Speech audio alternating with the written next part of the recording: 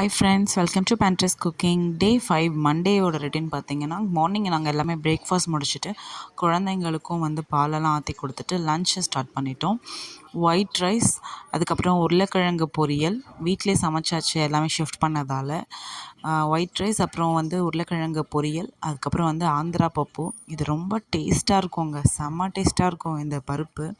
சுட சுட ஒயிட் ரைஸில் நெய் ஊற்றி இந்த பருப்பு வச்சு மாங்காய் ஊறுகாய் தொட்டு பசங்க சாப்பிடும்போது செம்ம டேஸ்ட்டாக இருக்கும். ஆந்திரா மில்ஸில் போய் சாப்பிட்ருக்கவங்களுக்குலாம் இந்த டேஸ்ட்டு தெரியும். இதோட ஃபுல் வீடியோ நான் அப்புறமா அப்லோட் பண்ணுறேன்.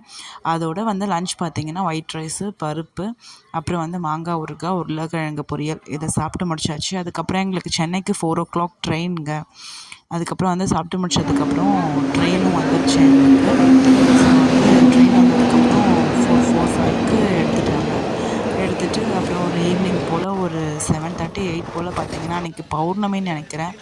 செம்மையாக இருந்துச்சு ஃபுல் மூன் பார்க்குறதுக்கு, ட்ராவலிங்கோட மூன் பார்க்குறதுக்கு. அதுக்கப்புறம் 10:30 மணி போல் ஒரு வழியாக எக்மோர் ரீச் ஆகிட்டோம்.